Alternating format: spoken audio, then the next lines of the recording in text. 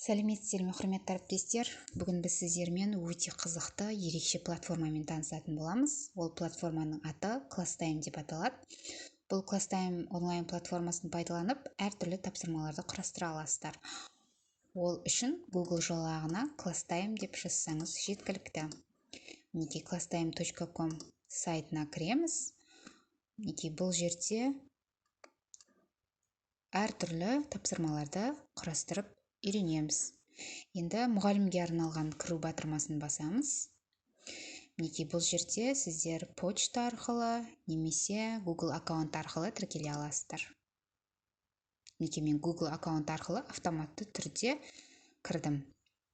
Енді осындай жұмыс аймағы ашылғаннан кейін новая группа вопросов батырмасын басамыз. Мысалға, сіз бұл жерге сыныбыңызды жазсаңыз болады, пәніңізді жазсаңыз болады, немесе тақырыбыңызды жазсаңыз болады.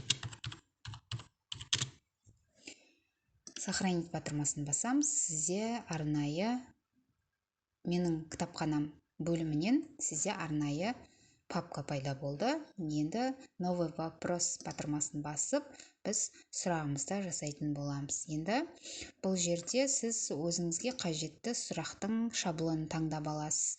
Мысалға, тест жұмысы бар, ақиқат немесе жалған, текст жұмысы бар, сәйкестендіру тесті бар. Ана жерде географияға арналған, мысалға, картамен жұмыс жасау үшін шаблон бар. Және де математика, физика пән мұғалімдеріне арналған жерде сіз формулаларды енгізе аласыз. Бұл платформаның ерекшелігі де сондай деп айтсақ болады. Енді өзіңіз кез келген шаблонды таңдап аласыздар. Мысалға, осы бір папканың ішіне осы барлық шаблонды енгізсеңіз болады сұрақ ретінде. Мысалға, ақиқат немесе жалғанды жасап көрейік. Мінекей, мына жерге сұрағыңызды жазасыз.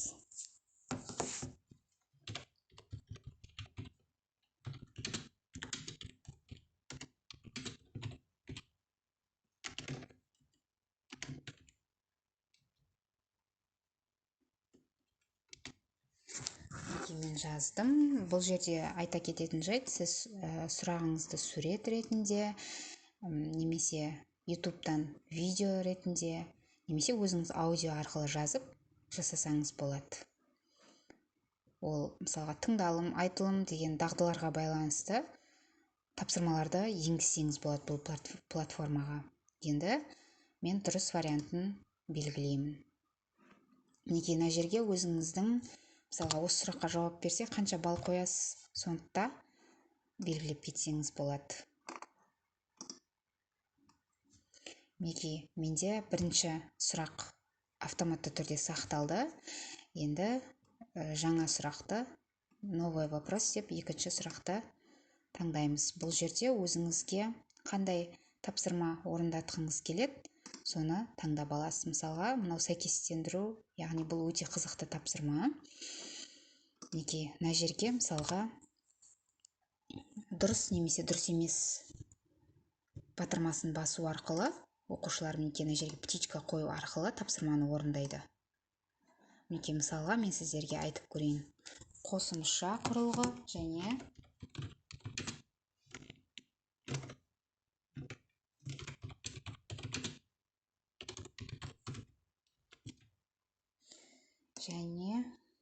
негізгі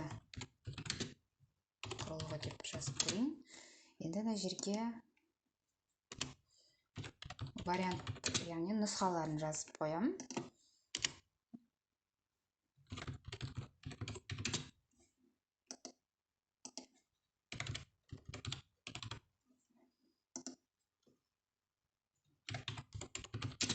Мінекей, менде осындай кесте пайда болды. Енді қосымша құрылғыға қай құрылғыны жатқызам? Мысалы, қай нұсқалары дұрыс, соларға дұрыс белгісін қойып шығам. Ал негізгі құрылғыға қай құрылғылар жатады, соған, яғни дұрыс нұсқасын мен таңдап шығатын боламын. Мінекей, тағы да үшінші қосымша кестені құрсаңыз да болады. Енді өзіңіздің тақырыбыңызға, сұрағыңызға байланысты болады ғой. Енді мына жерге сұрақтың атын жазып қоямын. Мысалға, дұрыс нұсқасын белгіле. мінекей осы батырманы басып, мінекей бізде 2 тапсырма дайын болды.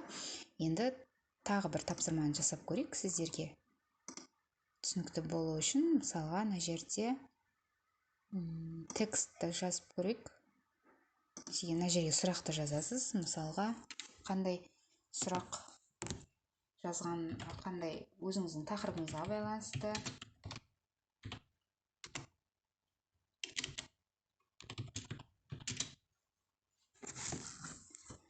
Мінекей оқушы төменгі жаққа мәтін ретінде жауап беретін болады. Мінекей сурет қойып қойсаңыз болады. Сұраққа да сурет қойсаңыз болады, жауапқа да суреттер қойсаңыз болады.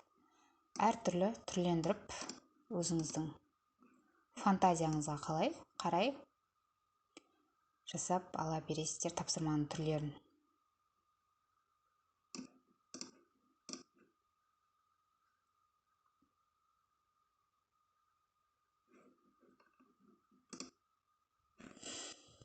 Мінекей мына жерге оқушы өзінің жауабын жазатын болады.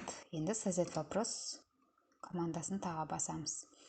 Енді мінекей осы тапсырма бізде бір папканың ішінде тұр, ол 8-ші сынып деген. Енді оқушылармен қалай бөлісеміз, соны көрейік. Мінекей принять батырмасын басасыздар. Мына жерде сілтеме берілген. Осы сілтеменің үстін басып, копировать етіп алып, оқушымен бөлісесіздер. Мысалға, мен осы сілтеме арқылы кіріп көрейін. Мінекей мына жерге оқушы өзінің атын жазатын болады. Қосылу батырмасын басамыз.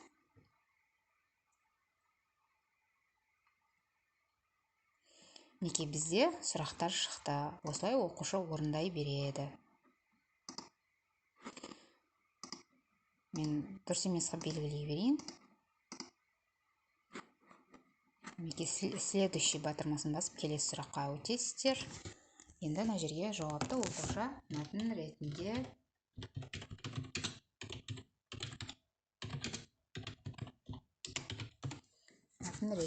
жауабын беретін болады. Ответить, жауап беру. Енді бұл біздің яғни жауабымыз міндетті түрде кетті. Енді мына жерден мысалға оқушының жауабын бақылай аласыздар. Ол үшін сессия батырмасын басамыз. Мінекей мына жерде тапсырмалардың орындалғаны көрініп тұр.